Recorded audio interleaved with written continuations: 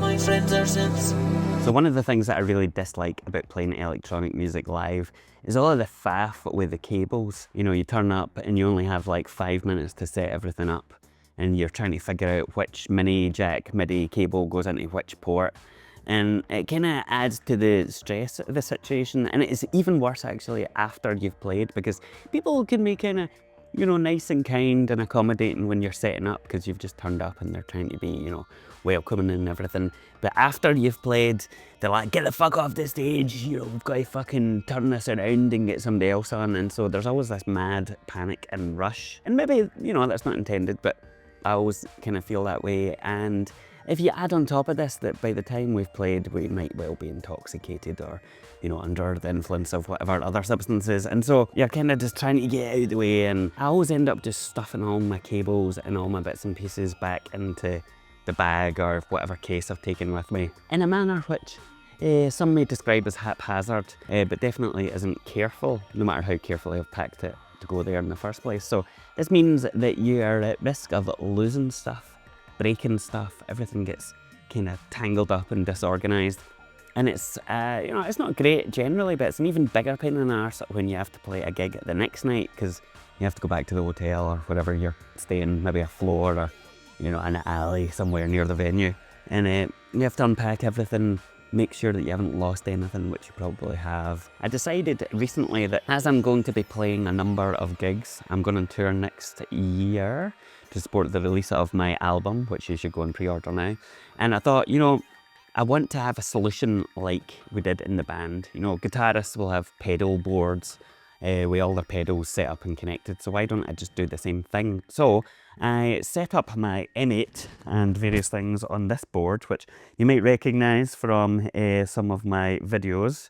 That's where I do a bunch of demos and stuff on them. So I had my launch pads and everything set up here, and it was working nicely. And I thought, you know, if I could just get a case that would cover this board, then that would be perfect, because I could just open it up and plug in the stereo DI and that would be me. The problem I found was that this board in particular was pretty large. It's a bit larger than most cases or most pedal board cases. I eventually found a flight case that did the job. It was big enough, a bit bigger than I needed, but that was fine. It was for some kind of DJ decks, one of these big monster DJ decks. It had wheels, which was very important because then I thought I could take it on the train, I could wheel it down the road.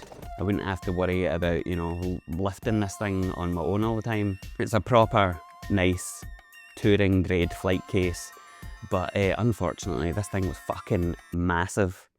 Like, I mean, it comes up to my nipples effectively, and it's no great. Now, at first I thought, oh yeah, you know, this'll do, this is cool, I can fit my board in here, I've got loads of space for everything I need to do. And I unfortunately discovered, as we were wheeling it down the road towards the Rum Shack in Glasgow for the Attack Release all-day festival a few weeks ago, it wasn't as practical as I'd hoped. It really felt like a flight case for a mixer or something like that. The wheels were good, but they kept getting caught in the leaves on the ground, and it wasn't the most practical thing in the world.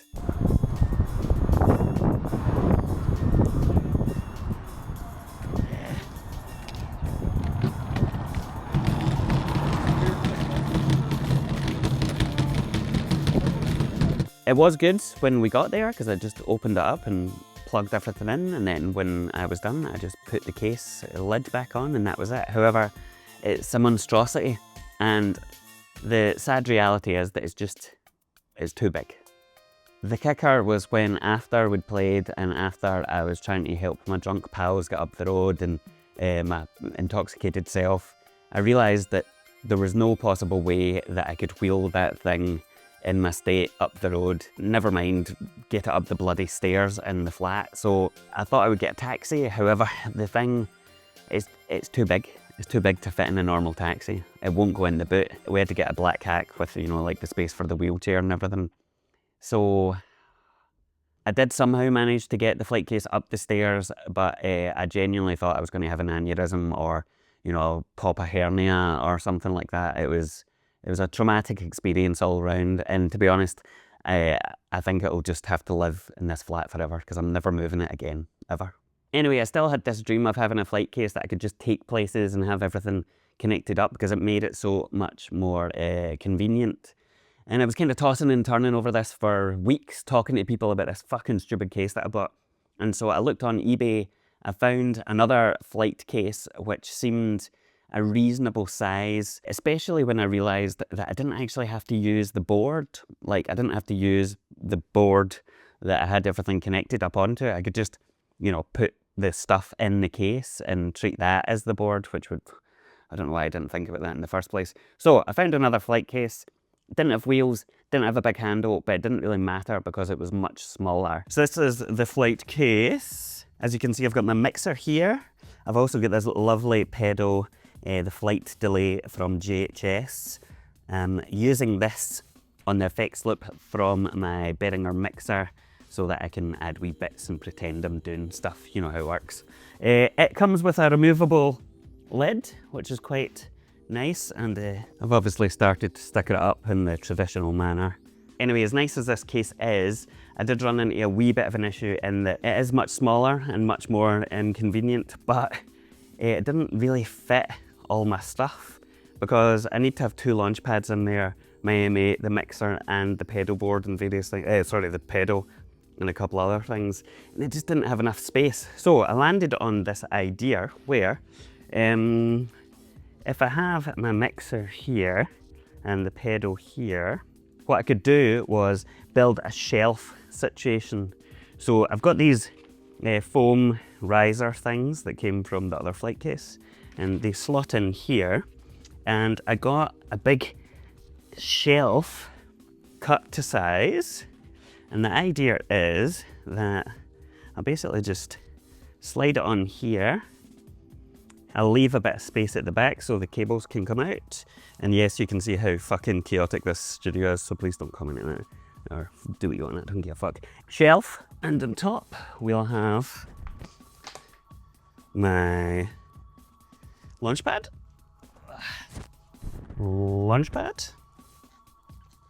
And then I'll run all the cables down the back and the wee gap in here. And then I've still got access to my mixer here for the various things, the effects loop, and you know, the different channels and all that. And then my M8s can sit comfortably in here. Well, that's the idea. Anyway, the cool thing about this as well is that I can keep all the cables under here, which is very nice indeed. So it means all of the crap is kind of tidied away. And then when I get to gig, all I need to do is plug it in and ready to go.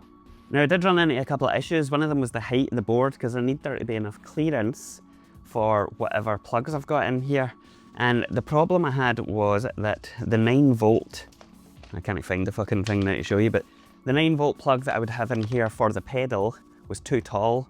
So when I sat the shelf on it, it didn't really work. But I couldn't really make it much higher because then it wouldn't fit in. And I couldn't find risers that were the right size. I tried chopping up a yoga block, but it wasn't really much bigger at all. So what I'm thinking of doing is getting one of those myvolts USB cables, 9-volt cables, that I can just plug into a flatter USB and have it come out there, and that should hopefully work. I guess I could also get a guitar pedal power supply, one of those flat ones, but I'm trying not to spend too much fucking money on this thing because I already have spunked a pile of that below. Now with the shelf, I did run into a couple of tricky issues around space because obviously the MIDI connections from this launch pad and the USB power connections stick out the back quite a bit, and that means that I need clearance in the back for the case. But then if I bring it too far kind of down the way, then I'm going to obscure too much of my mixer. So what I've done is found these slimline right-angled MIDI cables so that they're very low profile, and basically they will just connect up, they'll just connect up to my MIDI cables, slide down the back here, and that should be fine. I've yet to check the USB-C cables, they're probably going to be a pain in the arse as well, but that means that I can get the shelf very close to the edge and everything will be nice, and well, everything should be nice, I guess we'll see. Now, in terms of connecting everything together to make sure it doesn't fucking slide about when I'm moving things, I was told by the internet that this instant spray contact adhesive stuff is the best thing to use to connect or to stick, I guess, the pads, the fucking risers onto the board underneath the shelf. Then I'm going to connect up the pedal and the launch pads to the shelf and to the bottom of the case with this stuff, which is called 3M Dual Lock. Now, I tried normal Velcro like you would get for a pedal board for my other monstrosity. However, it wasn't very good because the stuff either didn't stick to the board or it stuck so well that when I tried to take it off, it would rip off the board, but it wouldn't come off the thing. I'm not explaining that well at all. Effectively, it just didn't fucking work, right? So every time I tried to take my launch pad off of the board, it would rip the adhesive off of the board as opposed to the lock and hook thing pulling apart. It was just, the adhesive was shite is the long and short of it. So apparently dual lock is much better. And if you just use a couple of bits as opposed to big fucking slabs like I was using with the Velcro, that is meant to do the trick. So I guess we'll see if that actually fucking does it. So this is my great idea. I'm going to be playing in Edinburgh at the Safari Lounge on November 22nd, and I'm also going to be playing around the UK end of February into March. So if you're around, keep an eye out on Instagram and all that stuff, and you can come see what a fucking ridiculous failure of a board this is. But yeah.